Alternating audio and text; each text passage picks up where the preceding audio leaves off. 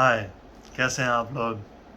उम्मीद करता हूँ कि आप सब खैरियत से होंगे और अपनी फैमिली, दोस्तों और अपने कलीग्स के साथ ज़िंदगी को एंजॉय कर रहे होंगे। आज का जो टॉपिक है वो बड़ा ही हार्ट बर्निंग क्वेश्चन है कि जो निबोश आईजीसी का एग्ज़ाम है उसको पहली अटेम्प्ट में कैसे पास करें। How we pass NEBOSH IGC exam in first attempt. तो आज की इस वीडियो में मैं डिटेल आपको बताऊंगा कि निबोश का आईजीसी का एग्ज़ाम हम कैसे फर्स्ट अटेम्प्ट में पास कर सकते हैं। तो आप डिटेल वीडियोस देखिए।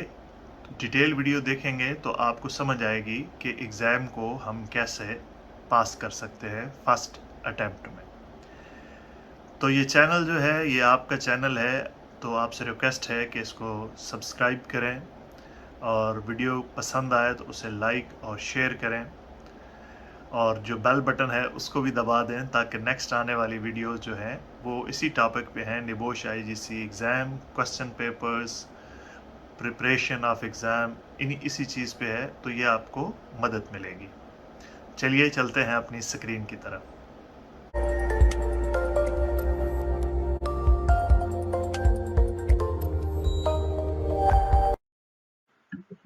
एम ऑफ द वीडियो कि आज की हमारी वीडियो का एम क्या है। मैं आपसे पहले एम के बारे में बता चुका हूँ कि आज का जो इस वीडियो का एम है वो ये है कि हम डिस्कस करें कि निबोश आईजीसी एग्ज़ाम को हम कैसे पास कर सकते हैं। इस वीडियो में मैं आपको स्टेप बाय स्टेप लेके जाऊंगा कि इस वीडियो जो निबोश आईजीसी एग्ज़ाम है उसको हमने कैसे पास करना है, कैसे उसकी प्रिपरेशन करनी है, कैसे एग्ज़ाम में आंसर करना है ताकि पहली अटेम्प्ट में हम उसको पास कर सकें।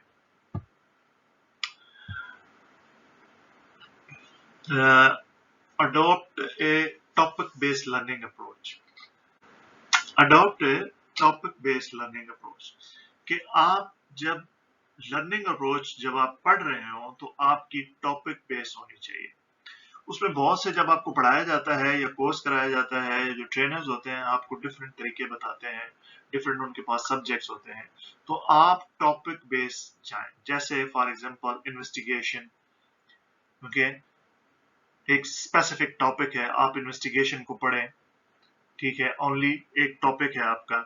उसके बाद आप जा सकते हैं chemical awareness, waste management, topic based जाए ताकि जब आपको सिनेरियो बेस्ड क्वेश्चन दिया जाए तो आपको पता हो कि इसमें से हमने कौन कौन सी चीजें सेपरेट करनी है। एग्जांपल कि अगर एक आपको सिनेरियो दिया जाता है, उसमें कुछ इंसिडेंट का सिनेरियो है, तो आपको पता होना चाहिए कि इसमें हमने कैसे इससे आंसर करना है कि हैजर्ड आइडेंटिफिकेशंस के क्या इशू थे, मैनेजमेंट सिस्टम्स के क्या इशू थे, इसमें केमिकल्स के क्या इशू थे।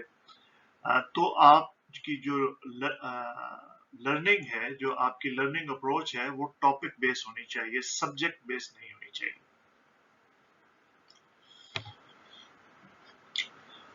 जो सबसे इंपॉर्टेंट है निबोश एग्जाम में वो है कि अंडरस्टैंडिंग द कमांड वर्ड्स। आपको जब एग्जाम आता है, जो आपको क्वेश्चंस आते हैं, तो क्वेश्चंस जो है वो डिफरेंट जो है उसमें जो वर्ड्स दिए जाते हैं, कमांड वर्ड्स जिसे हम बोलते हैं, जैसे कि आप आइडेंटिफाई करें।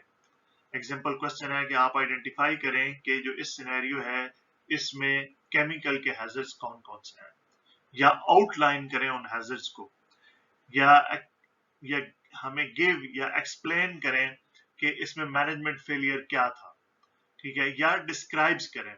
तो ये जो कमांड वर्ड्स हैं ये आपको पता होने चाहिए कि क्या कमांड वर्ड है और ये मुझसे डिमांड क्या कर रहा है, मैंने इसमें इसको इनपुट क्या देनी है। Note taking and answering structuring. Prepare a concise and clear note for the topic. जब आप नोट्स ले रहे हो तो आपके जो टॉपिक रिलेटेड नोट्स लेने चाहिए वो कंसाइज होने चाहिए, क्योंकि जो ऐसे मुकम्मल नोट्स या बहुत ज़्यादा नोट्स या वेरी डीपर नोट्स या वेल डिटेल नोट्स जब आप लेंगे सब्जेक्ट बेस्ड, तो वो आपको हेल्प नहीं करेंगे।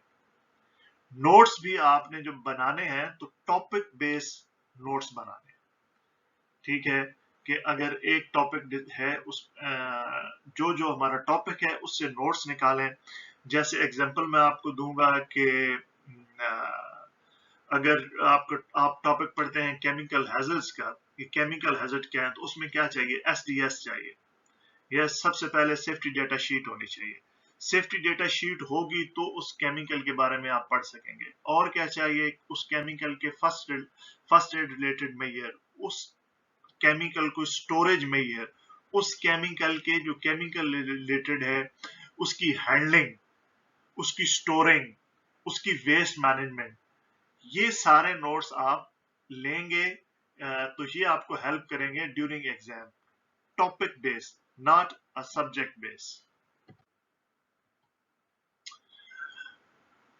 यूजिंग मॉन्यूमेंट्स, ये एक ऐसा है कि आप जो है एक अपने ज़हन में अपने माइंड को क्लिक करने के लिए या माइंड को आप रिकॉल करने के लिए आप बना सकते हैं। जैसे आपके माइंड में अगर एक आपने किसी चीज को या किसी आंसर को लिखना है एक उसकी डिटेल में या उसके एक ही स्ट्रेंथ में, जैसे कि eliminate, reduce, inform, control, personal, discipline. तो अगर आपने इसको सेम फ्रेज में लिखना है तो सेम फ्रेज में लिखने के लिए आपके माइंड में नहीं रहेगा, कोई चीज आगे निकल जाएगी, कोई लफ्ज पीछे आ जाएगा। एग्जाम्पल इसी तरीके से है, definition, preparation, input, function, fault, inherent, consequences. तो जब अगर आप ये लिखना चाहेंगे तो कोई चीज आगे या पीछे ना हो, कोई वर्ड, हर वर्ड अपनी जगह पे जाए, तो हम ये जो मॉन्यूमेंट्स का यूज करते हैं। जैसे रेसिप्ट, रेसिप्ट कोई वर्ड नहीं है, लेकिन ये आपको ज़हन में अगर आपके है तो आपको आएगा कि इससे हमारा जो है eliminate, reduce, inform, control, personal, discipline. Understand and answering the question, ये बहुत इंपॉर्टेंट है। जब क्वेश्चन, निबोश एग्जाम का स्ट्रक्चर ऐसे है कि पहले ही आपको सिनेरियो देते हैं, आपके पेपर में आता है सिनेरियो, सिनेरियो के बाद है उस सिनेरियो रिलेटेड क्वेश्चन। आपके लिए इंपॉर्टेंट है कि आप अपना एम्पल टाइम जो है वो दें सिनेरियो को।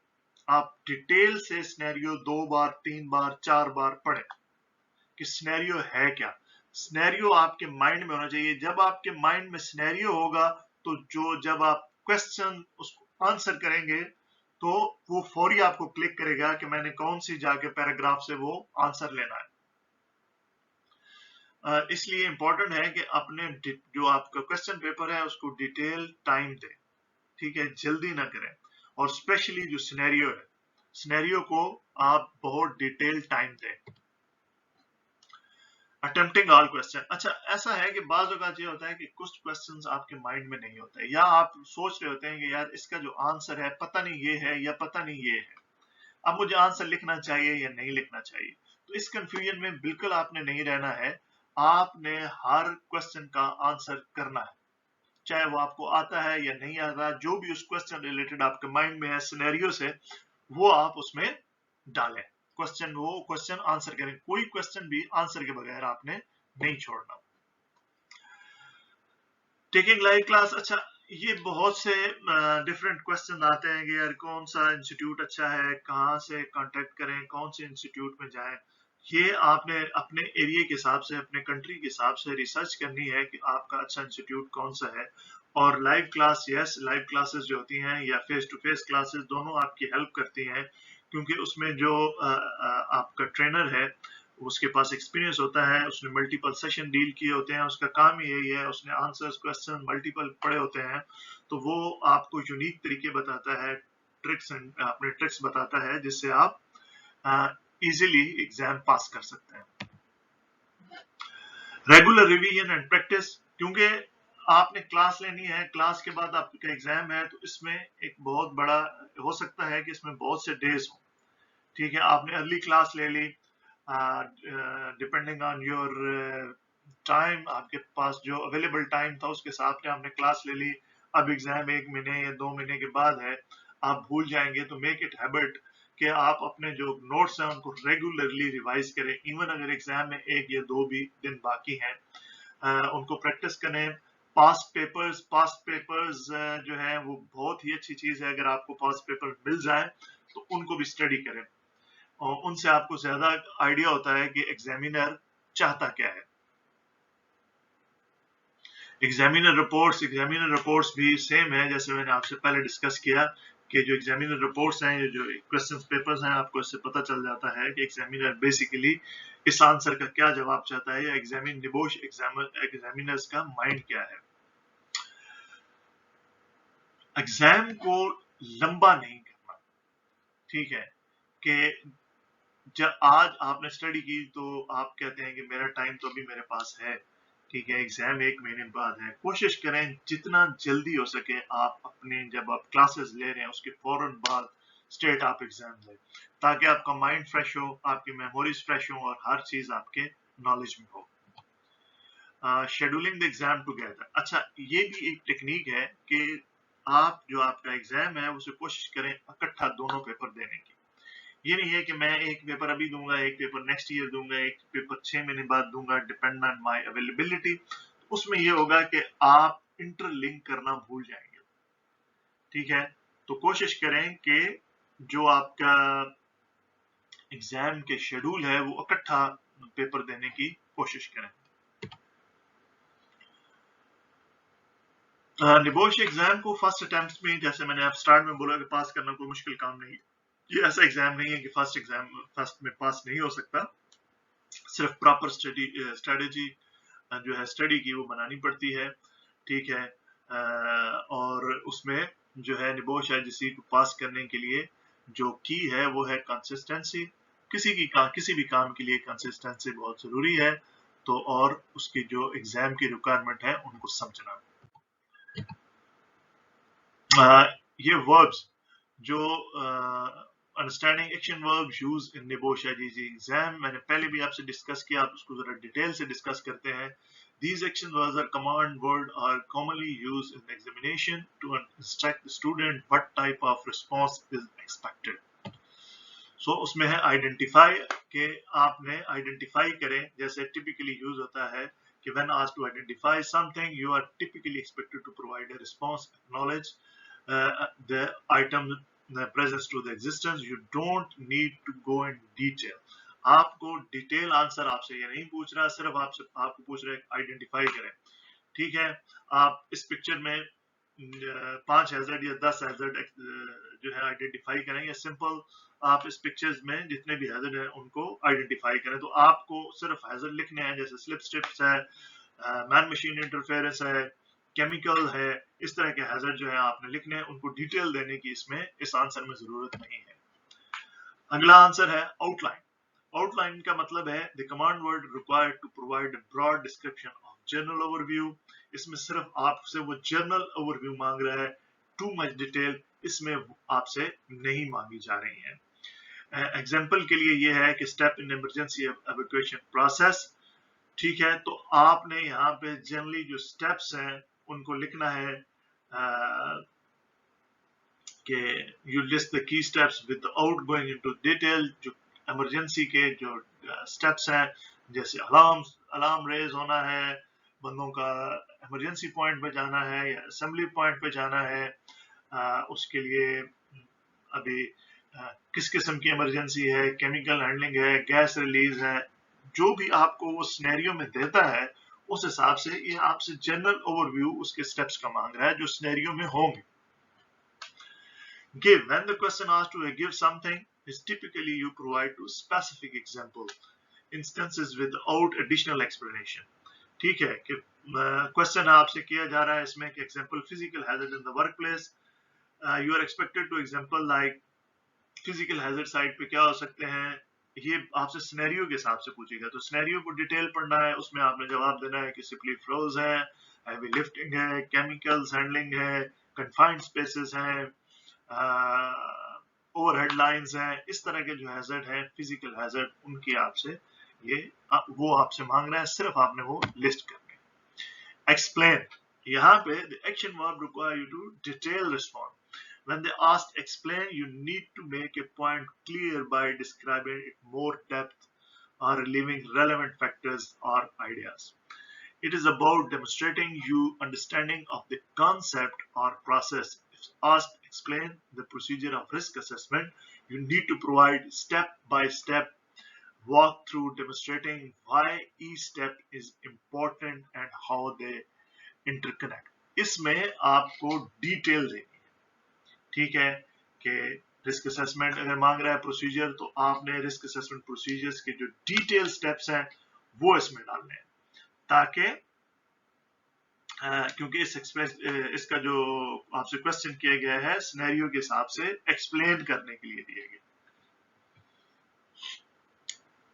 Describe, when they ask to describe, you require to give a detailed account or pictures of the situation or process question. They often involve addressing how and why aspect. For example, if asked to potential consequences not using personal protective, you would have to detail possibles out like hand injuries or illness.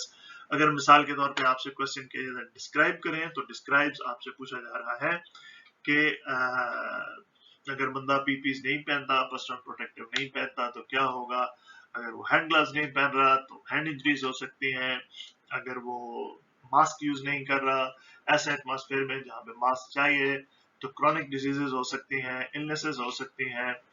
तो ये सारी आपने चीजें हैं वो describe करनी है अगर क्वेश्चन आता है कि सिनेरियो से ये चीज डिस्क्राइब करें।